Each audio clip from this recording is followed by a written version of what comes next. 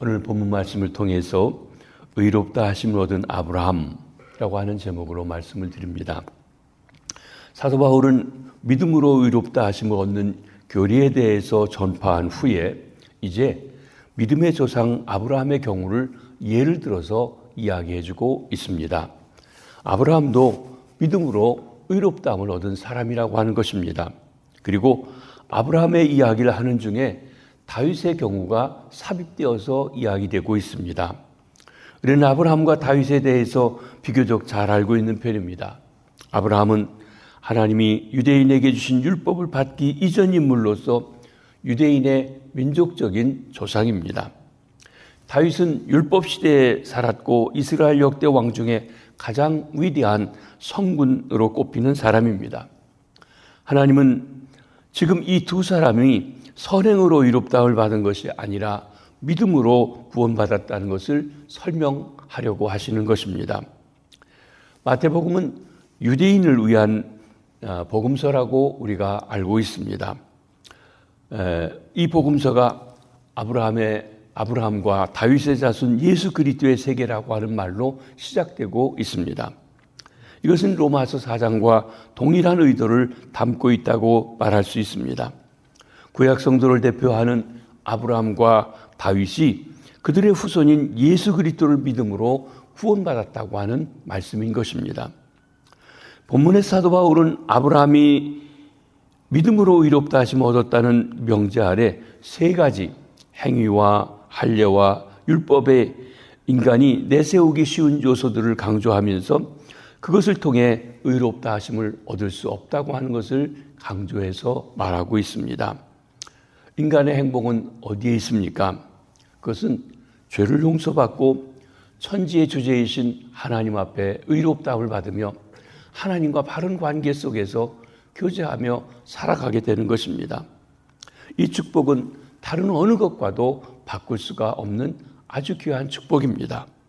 우리는 이 축복을 누리고 있는 것에 대해서 감사하며 하나님 앞에 영광 돌리며 살아가야 할 것입니다. 아브라함은 행위로 의롭다 하심 얻은 것이 아닙니다. 그렇기 때문에 자랑할 것이 없습니다. 1절과 2절입니다. 그런즉 육신으로 우리 조상인 아브라함이 무엇을 얻었다 하리요? 만일 아브라함이 행위로서 의롭다 하심을 얻었으면 자랑할 것이 있으려니와 하나님 앞에서는 없느니라. 아브라함은 훌륭한 사람입니다. 그러나 그런 아브라함도 행위로서는 하나님 앞에 절대로 의롭다 하심을 얻을 수 없다는 사실을 사도 바울은 지적하고 있는 것입니다. 창세기 말씀을 보면 아브라함이 하나님의 말씀하실 때 믿음으로 결단하고 따라가서 믿음의 조상이 되었지만 그의 구체적인 행동 하나하나를 보면 때로 실수하고 왜 이렇게 믿음의 사람이 이렇게 행동했나 싶은 일이 있습니다. 그 중에 한 가지는 사라를 누이라고 속여서 위기에 처했던 그런 일도 있고 말입니다. 유대인의 대표격인 훌륭한 아브라함도 자기 행위를 가지고 의롭다 하심을 얻을 수 없었다면 여러분과 제가 행위나 공적을 가지고 하나님 앞에 의롭다 하심을 얻을 수가 있겠습니까? 아브라함은 행위로서 의롭다 하심을 얻은 것이 아니기에 그도 역시 하나님 앞에 자랑할 것이 없습니다. 성경적인 사실, 이를 이야기해 줍니다. 창세기 15장 6절의 말씀인 것입니다. 오늘 본문 3절에 보면 성경이 무엇을 말하느냐? 아브라함이 하나님을 믿음에 그것이 그에게 의로 여겨진 바 되었느니라. 여기 기록된 바 하는 말씀은 창세기 15장 6절 말씀을 인용하고 있습니다. 창세기 15장에 보면 하나님이 가나안에 와 있는 아브라함을 어느 날 불러내셔서 밤에 하늘을 바라보며 찬란하게 빛나는 별들을 그 수를 세어보라고 이야기하십니다. 하늘에 우러러 별들을 셀 수 있나 보라. 네 자손이 이와 같으리라. 하나님은 한 명의 자녀도 없는 아브라함에게 하늘의 별처럼 헤아릴 수 없는 많은 자손을 주겠다고 약속하시는 것입니다. 나이 80에 자식도 하나도 없는 사람에게 하늘의 별처럼 후손이 많아지리라고 하다니 이것은 대체 무슨 이야기고 믿을 수가 있는 이야기가 되겠습니까? 그런데 아브라함은 그 하나님의 약속을 믿었다고 했습니다. 15장 6절입니다. 아브라함이 여호와를 믿으니, 우리가 보기에 도저히 믿을 수 없는 황당무계한 이야기처럼 들립니다. 그런데 하나님이 말씀하시니 그렇게 될 것을 믿었다고 하는 것입니다. 그렇습니다. 하나님을 전적으로 신뢰했던 것입니다. 하나님이 말씀하시니까 그렇게 믿고 있는 것입니다. 이때 하나님이 그 아브라함의 믿음을 의로 여겼다. 지금 로마서에 얘기하는 의로 여김 받는다는 것과 같은 것입니다. 의로운 것으로 받아주시는 것입니다. 하나님과 바른 관계로 놓아주시는 것입니다. 아브라함의 믿음이 의로 여기시다고 성경은 말씀합니다. 그런데 하늘의 별처럼 많은 자손을 얻는다는 것은 어떻게 인류에게 축복이 되는 것일까요? 신약성경 갈라디아 3장 16절에서 그 답을 찾을 수가 있습니다. 이 약속은 아브라함과 그 자손에게 말씀하신 것인데 여럿을 가리켜 그 자손들이라 하지 아니하고 오직 한 사람을 가리켜 네 자손이라 하였으니 곧 그리스도라. 아브라함은 무조건 많은 자손을 둘 것이라는 사실이 중요한 것이 아닙니다. 그 많은 자손 가운데 한 중요한 자손이 올 것인데 그 자손이 바로 그리스도라고 하는 것입니다. 인류의 구세주가 되신다고 하는 것입니다. 아브라함의 후손 가운데 그리스도가 오십니다. 자신의 선행과 결심만 가지고서는 자신을 구원할 수 없기 때문에 죄 속에 빠져있는 인간들을 구원하시기 위해서 하나님께서는 아브라함의 후손 가운데 그리스도 메시아 구원자를 보내신 것입니다. 그가 십자가에서 피 흘려 돌아가시게 될 것입니다. 이로써 그를 믿는 자는 죄사함 받고 대신 처리해 주신 그분을 믿음으로 죄사함 받고 의롭다 하심을 얻게 될 것입니다. 아브라함이 그 내용을 섬세하게 우리처럼 이해하지는 못했다 할지라도 하나님이 내 후손을 통해서 인류를 구원하실 구원자 그리스도 메시아를 보내신다는 사실을 알고 믿었다는 것입니다.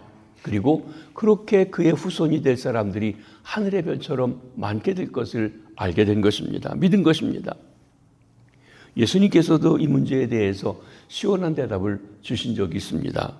요한복음 8장에 보면 이 이스라엘 백성들과 논쟁하는 중에 아브라함에 대한 이야기를 합니다. 거기 56절에 이런 말씀이 있습니다. 너희 조상 아브라함은 나이 때 볼 것을 즐거워하다가 보고 기뻐하였느니라. 이 말 때문에 사람들이 너는 50도 안 됐는데 어떻게 아브라함이 너를 보고 즐거워하냐? 너는 누구냐? 하면서 얘기하죠. 그때 예수님께서는 나는 아브라함이 있기 전부터 있었다. I am 하고 얘기합니다. I am. 나는 I am. Before Abraham was. 아브라함이 있기 전부터 있었다고 말씀하시기도 합니다. 여기 놀라운 말씀은 아브라함은 자기 씨를 통해서 인류의 구원자이신 그리스도가 나실 것을 알았다는 것입니다. 나아가 그는 이 사실을 아는 것으로 그치지 않았습니다. 예수 그리스도가 이 세상에 오실 것을 내다보며 먼 미래이지만 그것을 바라보며 기뻐하기까지 했다 하는 것입니다. 아브라함은 이 믿음 때문에 의롭다 하심을 얻은 것입니다. 이런 의미에서 아브라함은 모든 믿는 자의 조상이 되는 것입니다. 싹과 은혜는 다릅니다. 싹은 내가 일하고 수고한 것의 대가입니다. 여러분 직장에서 돈을 받는 것은 웨이지입니다. 싹입니다. 내가 일하는 것에 대한 대가를 받는 것입니다. 그러나 은혜는 받을 자격이 없는 사람에게 베푸시는 사랑이요 선물인 것입니다. 은혜는 베푸신 자의 풍성한 마음과 사랑이 강조되어 있습니다. 우리가 하나님께 의롭다 하심 얻는 것은 내가 수고한 대가로 일한 대가로 얻는 싹이 아니라 웨이지가 아니라 하나님이 베푸신 선물이라고 하는 것입니다. 그렇다면 다윗은 어떻게 의인으로 인정받게 되었습니까? 오늘 본문 7절 8절에 다윗이 언급되고 있습니다. 불법이 사함받고 죄가 가리워짐을 받은 사람은 복이 있고 주께서 그 죄를 인정하지 아니할 사람은 복이 있도다. 이 말씀은 다윗이 자신의 신앙을 고백한 것입니다. 자기가 바로 은혜로 용서받은 사람이라는 것을 말하고 있습니다. 이 말씀의 핵심은 무엇입니까? 하나님께서 은혜로 다윗의 죄를 용서해 주신 것입니다. 시편 32편에는 다윗이 밧세바와 간음한 죄 그리고 그 죄를 은폐하기 위해서 밧세바의 남편 우리아를 전쟁에서 아주 교묘하게 다른 사람들은 알아보지 못하게 간교하게 죽인 그 죄를 짓고 난 뒤에 그는 처절한 고통을 합니다. 밤새 그가 짓눌리는 걸 받고 뼈가 그 부서지는 고통을 하고 살갗이 타들어가는 고통을 안고 잠을 못 이루는 그런 시간들을 갖게 됩니다. 그러다가 문득 떠올리는 진리가 있습니다. 하나님이 죄를 용서해 주셔야만 평안을 얻을 수 있지 혼자 아무리 몸부림쳐도 소용이 없다는 것입니다. 우리가 아는 것처럼 나단 선지자가 와서 왕으로서 뻔뻔하게 지내고 있는 그에게 그 죄를 지적할 때 그는 하나님 앞에 통회하며 회개합니다. 한 성경에 보면 그 눈물이 밤에 그 베개를 적실 정도로 그렇게 많이 통곡하며 회개하며 하나님 앞에 나아갔던 것입니다. 다윗도 따져보면 죄를 짓지 않았기 때문에 의롭게 된 사람이 아니었습니다. 자기 죄 문제를 바로 처리할 수 있었기 때문에 하나님 앞에 인정받은 것이 아닙니다. 하나님의 은혜로 불쌍히 여기시고 그 모든 허물을 덮어주셨기 때문에 의인이 되었습니다. 그래서 그는 죄사함 받은 것, 하나님의 은혜를 감사하며 그리고 그것이 복 있는 자가 되었다고 말하는 것입니다. 이런 의미에서 다윗도 아브라함처럼 믿음으로 의롭다함을 얻게 된 것입니다. 아브라함은 할례로 의롭다함을 얻은 것이 아닙니다. 아브라함에게 그 믿음을 의로 여기셨습니다. 이는 아브라함이 할례 받기 전에 되어졌던 일입니다. 아브라함은 그가 의롭다 하심을 받은 후 14년 후에 할례를 받게 되었습니다. 할례 받기 14년 전에 이미 믿음으로 구원받았던 것입니다. 그러므로 할례는 그가 믿음으로 의롭다함을 받은 사실에 대해서 하나님과 언약의 피로 할례 의식을 행하게 되었던 것입니다. 이것이 할례가 칭의 의롭다함을 얻는 조건이 못 된다는 것을 증거해 주고 있습니다. 10절입니다. 그런즉 그것이 어떻게 여겨졌느냐? 할례시냐 무할례시냐? 할례시가 아니요 무할례시니라. 그렇습니다. 할례는 믿음으로 된 의를 인친 것입니다. 할례는 형식적인 것이라 할 수 있습니다. 형식도 중요합니다. 그러나 그 표시는 본질이 있어야 그 형식이 중요한 의미를 갖게 되는 것입니다. 의롭다함을 받는 그 결과로서 할례를 인정하는 형식이라고 할 수 있습니다. 그러므로 자기 조상 아브라함이 할례받아 의인이 되었다고 한 유대인들의 생각이 틀린 것입니다. 자기들도 할례를 받았기 때문에 하나님과 언약을 맺었기 때문에 우리는 무조건 구원받았고 하나님의 자녀라고 이야기하는 것도 그것이 크게 잘못되었다고 하는 것을 말씀해 주고 있는 것입니다. 할례자도 무할례자도 아브라함의 믿음의 발자취를 따라가야 합니다. 갈라디아 5장 6절의 이 점을 선명하게 말씀해 주고 있습니다. 그리스도 예수 안에서는 할례나 무할례가 효력이 없으되 사랑으로서 역사하는 믿음뿐이니라.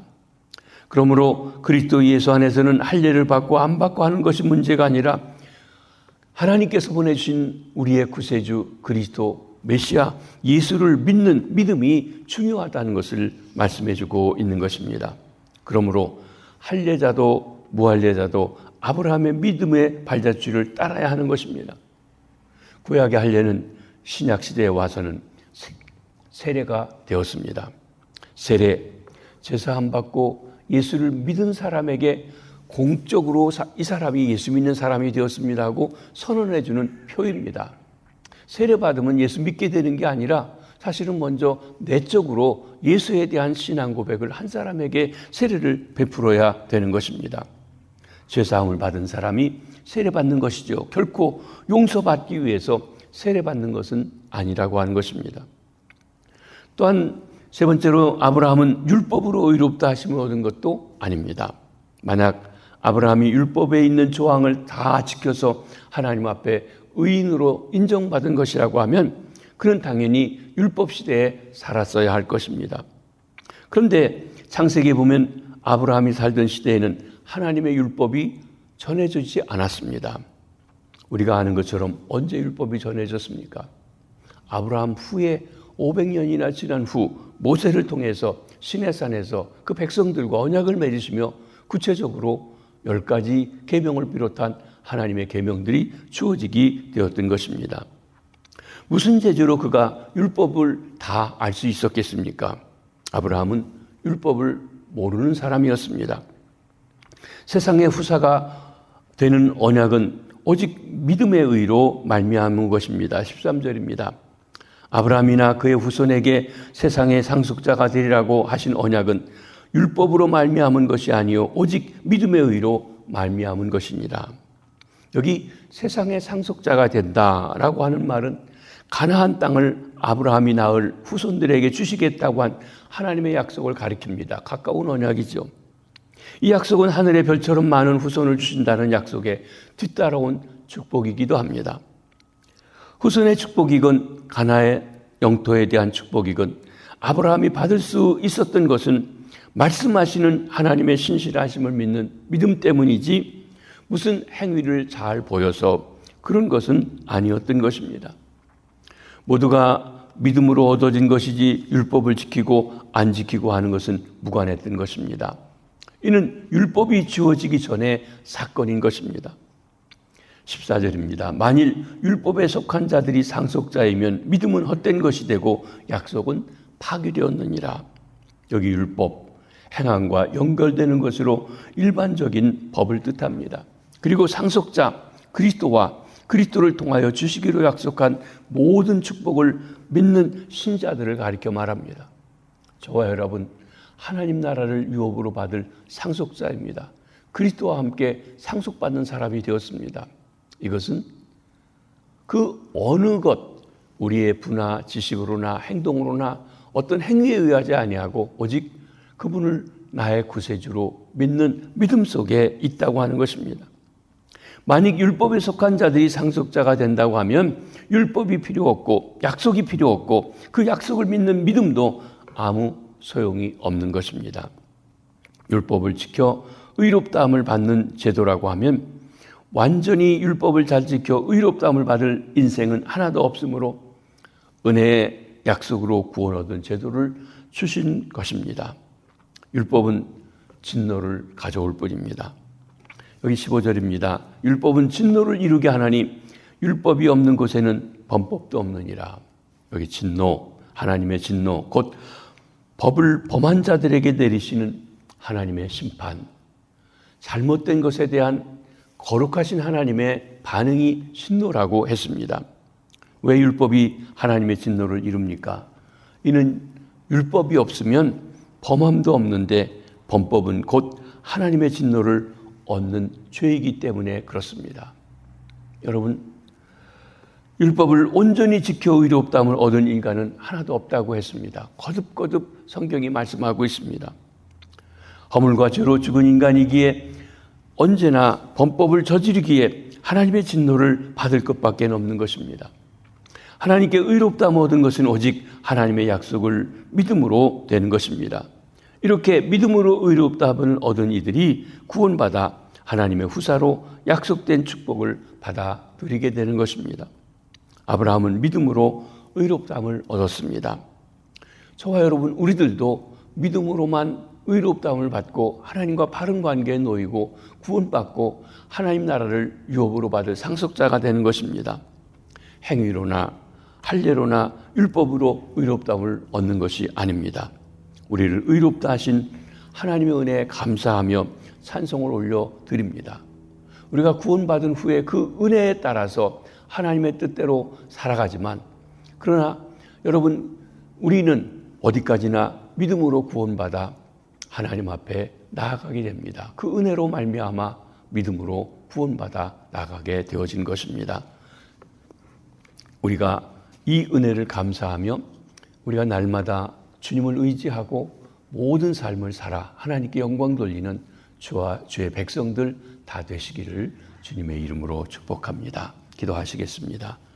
주님, 참으로 작고 보잘것없는 우리 조선 땅에 복음을 가진 선교사님들을 보내주시고 그 말씀이 우리들에게까지도 전해주어서 우리가 하나님께서 날 사랑하시고 독생자 예수 그리스도를 보내주셔서 나의 모든 죄를 사했다고 하는 그 사실을 듣고 믿어지게 해주셔서 하나님, 의롭다움을 받게 해주시고 하나님 자녀가 되고 상속자가 되게 해주신 것 감사합니다.